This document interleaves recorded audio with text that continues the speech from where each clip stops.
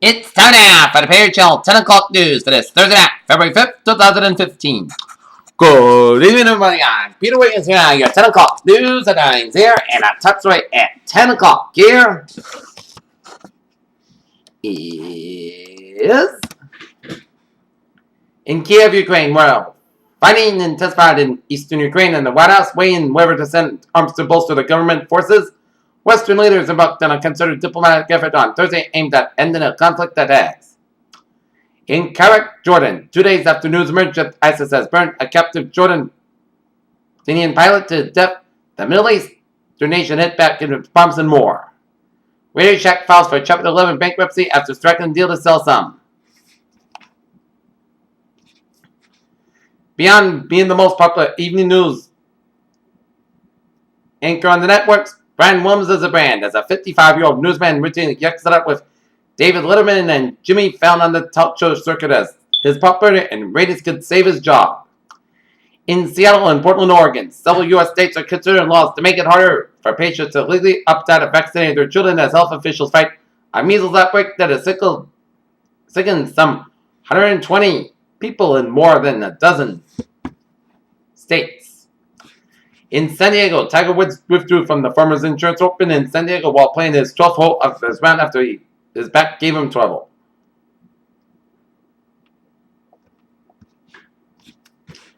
In Taipei, the pilot of a doomed Trans-Asia plane, hailed as a hero for his actions in the final moments before a crash that killed 31 people, was still holding the joystick in the plane's cockpit when his body was found, media reported on Friday.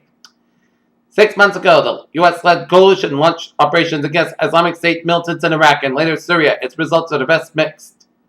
The moderator of the General Assembly of the Church of Scotland has had a private audience with the Pope in Rome, as the Right Reverend John Chalmers will meet Pope Francis at the Vatican on Monday, February 16th. Law enforcement officials gathered on the campus of the University of South Carolina in Columbia, South Carolina, after shots were fired at its new school of public health, as 2 people were dead in apparent murder-suicide at the University of South Carolina. A judge told potential jurors in the murder trial of the man accused of shooting American staff officer and Navy SEAL Chris Kyle that reading the victim's book or seeing the more popular movie based on it would not automatically disqualify them from the case. Federal investigators are looking into a former county prosecutor's allegation that a lawsuit that he was fired because he was complaining about the dropping of an indictment that involved the donor to the Republican governor, Chris Christie.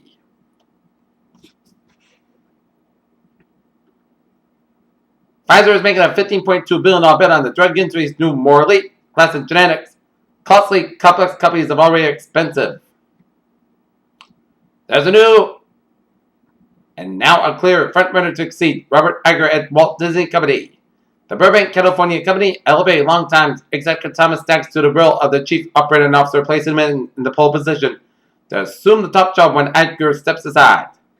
Insurance giant Anthem Incorporated suffered a massive data breach, exposing the personal information of up to 80 million Americans that it could have been even worse for some consumers.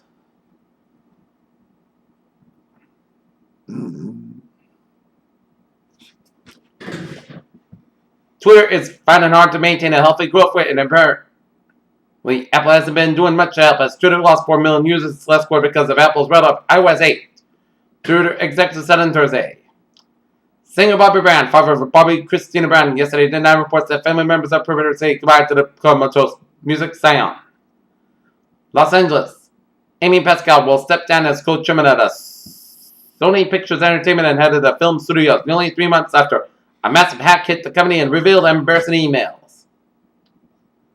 In a novel example of a vocal learning, chimpanzees picked up what might be considered the equivalent of the Scottish brogue after the way they were moved from a Dutch zoo to Edinburgh.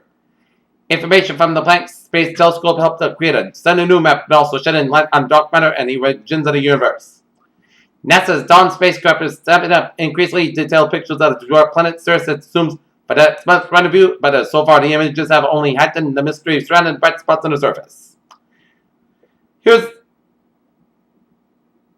Hubble snaps rare images of the 3 moons crossing Jupiter. Food and Drug Administration Commissioner Margaret Amberg announced on Thursday that she will be stepping down next month after nearly 6 years overseeing the agency, which regulates products making up 25% of the U.S. And an expensive smartphone diagnostic accessory dongle that can perform a test similar to an enzyme link immunosorbent assay. ALS on a small blood sample to detect antibodies against HIV and treponema. Palladium worked well in the field situation.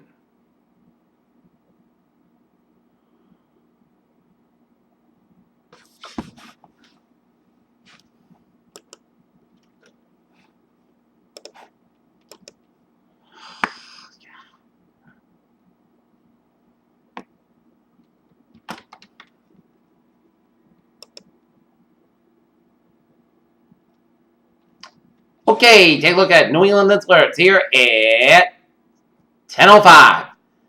In Medford, Massachusetts, Route 93 northbound prior to exit 31, motor vehicle accident involving 2 cars and a tractor-trailer unit. Right, 2 travel lanes are taken. In New Bedford, Massachusetts, Tier 2 has been for unknown amount of ammonia spilled on Conway Street.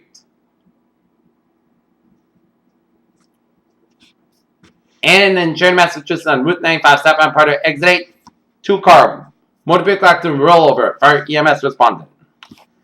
Alright, in sports news here. In Beaver Creek, Colorado, Bodo Miller has grabbed an early lead by hurling down the Super G course of the Alpine World Ski Championships at 60 miles an hour on Thursday when he had a terrifying crash that severed his right hamstring tendon. The NBA is currently loaded with sharpshooters who excel from long range, which is why the 2015 All-Star Weekend 3-point contest could prove to be one of the greatest of all time.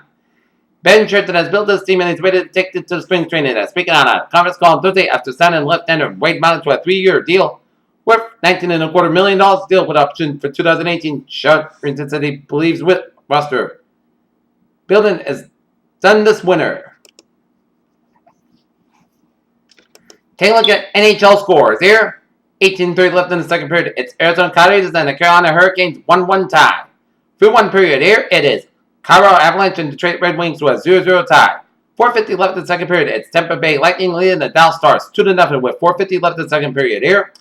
Anaheim Ducks are leading the Nashville Predators with 19:32 left in the third period, 4-0. Florida Panthers leading the Los Angeles Kings 3-2 with 2:10 left in the third period. St. Louis Blues blanked the Buffalo Sabres 3-0. New York Islanders over the Philadelphia Flyers 3-2. Washington Capitals over the Ottawa Senators 2-1 here. And San Jose Sharks Vancouver Canucks get underway out on the West Coast about 10 o'clock. NBA scores here. Cleveland Cavaliers through 3 periods leading the Los Angeles Clippers 94-63. And Charlotte Hornets defeat the Washington Wizards 94-87. Peter Chell News Times now 10:07. Time now for a weather report. First of all, let's start out with a traffic report. Smooth sailing on highways, byways in New England there, and 93 on the southbound side, Southeast Expressway. Slow down to the Dorchester stretch here. From Worcester Boulevard down to 203. 93 on the northbound side. Slow down from Bedford due to the accident here that we just reported some minutes ago here. So speculated by Medford, but otherwise, you are smooth sailing on highways, byways in New England there. And take a look at the MTA transit conditions so far. Buses replaced the Mattapan trolley service between Eshmont and Mattapan stations on tonight and Friday all day due to severe weather. And Silver Line, all buses services experiencing moderate delays due to weather-related issues here. And Commuter Rail, Fitchburg South Acton Line, delayed 15-20 minutes due to signal problem. Framingham Worcester Line train 539, 8:35 p.m. from South Station delayed today due to equipment shortage 15-25 minutes.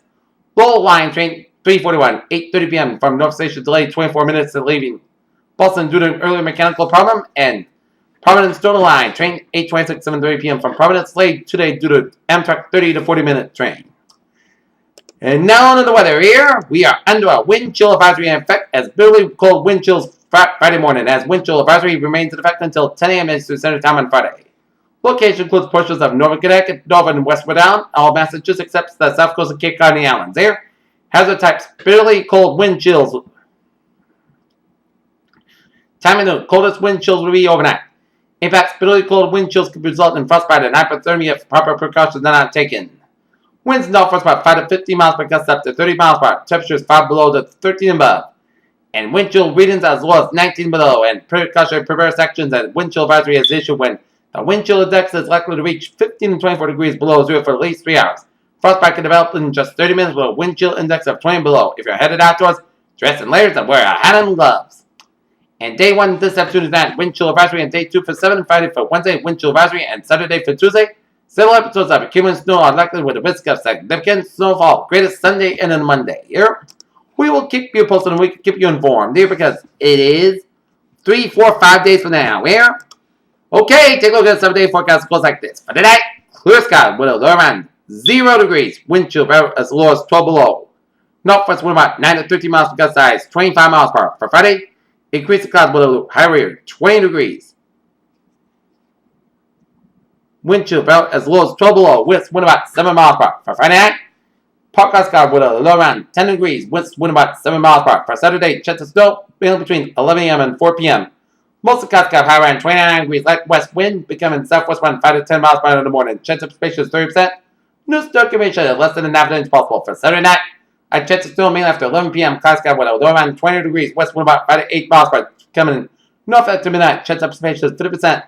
Sunday, snow likely mainly after 9 a.m. Cloud skies high around 29 degrees. Chance of precipitation is 6%. Sunday night, snow likely cloud sky with a low around 23 degrees. Chance of precipitation is 6%.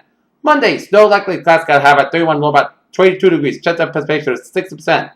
For Tuesday, chance of snow with some mostly cloudy cloud sky about 31, low about 11 degrees. Chance of precipitation is 40%.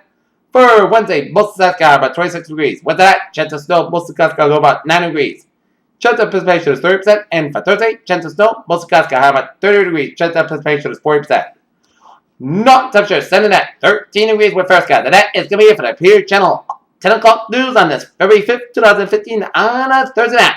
I'm Peer with you. You have a good night, and I'll see you tomorrow morning. Good night. Right out of time now. It's 11 minutes after 10 o'clock. The Peer Channel will be concluding its broadcast day. Now. On behalf of the Peer Channel, this is PJ Wiggins. Wish you all good night, and see you tomorrow morning. Good night.